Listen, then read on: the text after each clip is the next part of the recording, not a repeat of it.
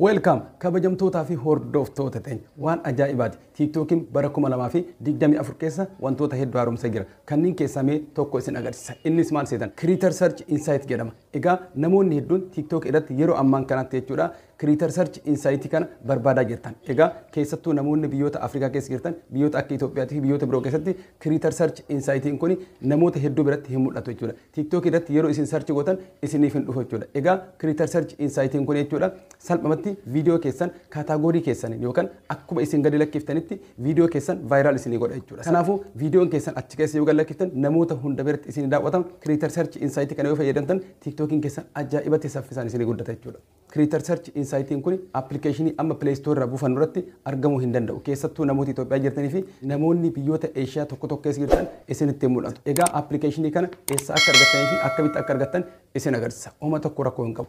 Egaa applicationii kana faayidaan isaa kana qofa miti. TikTok irratti maallaqa akkamitti dalagannaa namoonni jettanis salphamatti akkaataa itti advertaayiziiwwan TikTok irratti maallaqa ittiin argachuu dandeettan tokko ofirraa qaba applicationin kun jechuudha. Kana qofa miti ammas namoonni Itoophiyaa jirtanii fi biyya biraa jirtan ammas namoonni Trigger Boxiin TikTok irratti isinitti mul'anne salphamatti Trigger Boxii keessan asirraan applicationin kun guutuun isinitti mul'isa. Kanaafuu keessattuu namoonni Itoophiyaa jirtan maallaqa ittiin dalagachuu dandeettan Trigger Boxii namoonni isinitti mul'annes salphamatti applicationii kanarraa guutuun argachuu dandeettan. Kanaafuu applicationii kana salphamatti ana biraa argatta. Viidiyoo kana yeroo eeggattan laayikii fi subscribe gochuu hin dagatinaa isin jedha. Viidiyoo tana hanga dhumatti hordofaa. Egaa mee TikTok keenya keessatti tokkoon waliin ilaalla na hordoftan. Egaa haala kanaan kunoo TikTok keessatti erga TikTok keenya keessatti gama gubbaatirra bakka search jettuna gattuquudhaan asirratti Creator Search Insight jennee barreessina jechuudha. Haala kanaan kunoo gochuun. Haala kanaan Creator Search Insight kunoo inni dhufee jira. Egaa haala kanaan search godhan. Yeroo haala kanaan search godhan bakka kanatti kunoo bakka view jettanatti follow isinin jedha jechuudha. Yeroo kana bakka isin amma jirtan kanatti Creator Search Insight kun hin dalagu jechuudha. Kanaafuu akkaataan isin itti argachuu dandeettan akkaataan biraan jira. Egaa akkamitti akka argattan dhuma irratti isin agarsiisa. Egaa Creator Search Insight isa kana. Egaa erga haala kanaan isin dhufee jedhee maal gootanii bakkuma mallattoo diimaadhaan view jettan isii tana haala kanaan gadi tuuta jechuudha. Sana booda kunoo haala kanaan isin dhufa. Haala kanaan yoo isin dhufe maal godha asirratti kaataagorii keessan isin filachiisa. Viidiyoo keessan kan gadi lakkiftan san akkamitti gad lakkisuu akka qabdan asirratti isinitti hima jechuudha kan asirratti kunoo tokko asirratti isinii hima jechuudha fakkeenyaaf viidiyoo keessan waan hojjettan sana maaliif akka hojjettan ni beektan fakkeenyaaf yoo waa'ee nyaataa yoo ta'e bakkuma gubbaarra kanatti ammas kunoo as keessa ergisentini kunoo asitti Creator Search Insight kana keessatti garuu gubbaatti jechuudha yoo waa'ee nyaataa ta'e fakkeenyaaf waa'ee nyaataa ta'e food gettaniituma yoo search gootan isin dhufa jechuudha kunoo haala kana jechuudha tokkoon parsantiin asirra isinii kaa'ee jira jechuudha fakkeenyaaf asitti gara gubbaatirra Eastern Food Ideas kan jedhu kana isa kana akkana gatu jechuudha bakka upload gettana gatu godhan viidiyoo keessan kan jiru irratti kilik gootan sana booda viidiyoo keessan asirraan maxxansuu dandeettan kunoo ufuma isaatii Creator Search Insight asirraan kaa'ee jira haala kanaan dhufa jechuudha yeroo kana viidiyoo keessan namoota viidiyoo keessan kana barbaadan bira geessa jechuudha namoota waa'ee nyaataa barbaadan guututti viidiyoo keessan kana fuudhee isaan biraan ga'ee viidiyoo keessan viral isiniif godha jechuudha walumaa galattu viidiyoo keessan yeroo maxxansitan as keessa yoo maxxansitan irra guddaatti viidiyoon keessan akka ajaa'ibatti viral ta'e namoota biratti isin daawwatama Creator Search Insight kana keessan viidiyoo keessan yoo maxxansitan akka ajaa'ibatti TikTokin keessan ol guddachaa deema viidiyoon keessanis isinii daawwatama. Egaa Creator Search Insight kun biyyoota hundarratti hin dalagu isinin jedhee jira.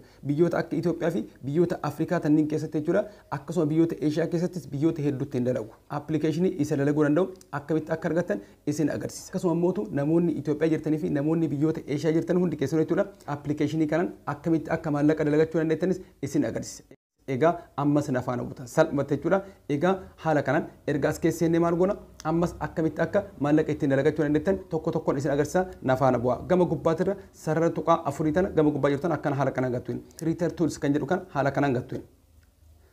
Sana booda kunoo haala kanaan nu dhufa jechuudha. Egaa kunoo guutumaan guututti akkaataa itti maallaqa ittiin dalagachuu dandeettan advertaayiziiwwan guutuutti asirra jira jechuudha. Egaa inni tokkoffaa kunoo asitti serious jedha akkasuma video gift jedha akkasuma work with artist jedha live gift TikTok shop for creators akkasuma TikTok shop for sellers jedha. Egaa kanneen qofa miti waa hedduutu jira. Egaa salphumatti isaan kunniin hunduu akkaataa itti maallaqa ittiin dalagachuu dandeettan kan asirratti agarsiisanidha. Serious jechuun seriousiin kun egaa TikTok irratti biyya hundarrattuu ni dhufan itti fakkaate. Kanaafuu serious viidiyoo keessan jechuudha. Viidiyoo ofii keessanii qabdan jechuudha. Viidiyoo keessan viidiyoo barbaade dalagdee jechuudha TikTok siireesii kanarratti viidiyoo keessan gurgurachuu dandeessa jechuudha. Namoonni ilaalan maallaqaan kaffaltiidhaan akka sirraa bitanii itti fayyadaman godha jechuudha siireesii jechuudha. Kanaafuu viidiyoo barbaade gallakkiftee jechuudha siireesii kanarratti jechuudha viidiyoo keessan itti gurgurachuu dandeessa. Doolaara hanga barbaade irra goota jechuudha. Kanaafuu siireesiin isa kana. Inni lammataa immoo viidiyoo giiftii. Viidiyoo giiftiin isa kana jechuudha. Egaa TikTokii keessan folloon isaa 10,000 gaafa ga'e viidiyoo giiftii keessan kana haala kanaan kunoo asitti oonii gootan jechuudha haala kanaan. Egaa haala kanaan kunoo asirratti isin gaafata. Turn on gift tan jettan isitan haala kanaan gatutanii viidiyoo giiftii keessan bantan jechuudha. Haala kanaan banamee jira jechuudha. Egaa viidiyoo giiftii kana akkaataan itti fayyadamuu dandeenyu mee duubatti deebi'ee isin agarsiisa. Kunoo haala kana jechuudha. Egaa haala kanaan TikTok keenya keessatti deebine erga deebine fakkeenyaaf asitti viidiyoo kana haa jennu. Viidiyoo kana kunoo bakkuma koomantii kana gattu jechuudha.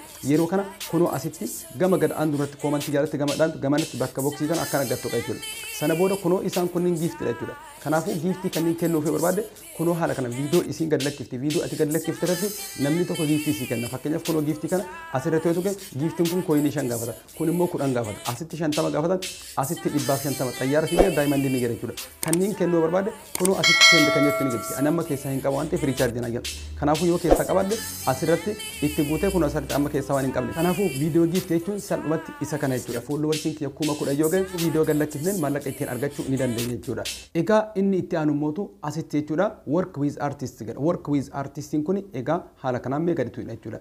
Egaa work with artist kunoo asirratti jechuudha doolaara 65 jira, doolaara 130 jira, doolaara 100 jira, akkasuma doolaara 35, doolaara 200 fi sanii olis jira jechuudha. Egaa kun hundumtuu isa jechuudha. Kunniin advertaisiidha. Fakkeenyaaf kunniin artistoota yoo ta'an sagalee isaanii san viidiyoo kee kan gadi lakkiftu irratti sagalee isaanii irratti qindeessa jechuudha. Egaa akkamitti akka hojjechuu dandeettan salphumatti baay'ee tokko salphaadha jechuudha. Egaa fakkeenyaaf asirratti sagalee qaba. Inni kun fakkeenyaaf artistiidha.